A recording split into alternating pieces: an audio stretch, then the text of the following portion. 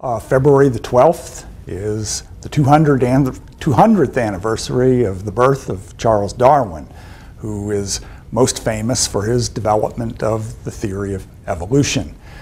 We might start by first giving a definition of evolution, which is that with the passage of time, the descendants of organisms will come to differ both morphologically and physiologically from their ancestors.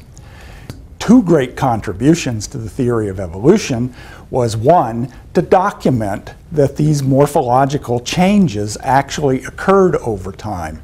And he did this over a period of 20 years, up until about 1859, when he published his theory in the book that he wrote on evolution, The Origin of Species.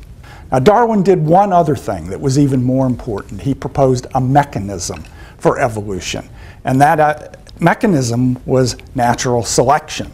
And his idea was that in the natural world there was constant variation arising, and that the environment would act on these variants to produce organisms that were more fitted to the environment. Or in the opposite case, if the variations were less fit, that organism would be wiped out.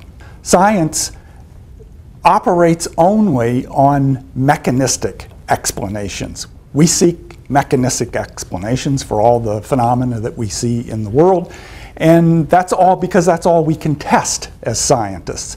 We cannot test supernatural explanations like creators or designers or anything that's outside our mechanistic realm. And so it's unlikely that we're ever going to convince creationists or intelligent design people of the correctness of the theory of evolution, and that's just the way it is in the United States. We keep amassing the evidence for evolution. Why don't people believe in evolution? I think it gives them comfort to have the idea of a creator that they can turn to in times of crisis.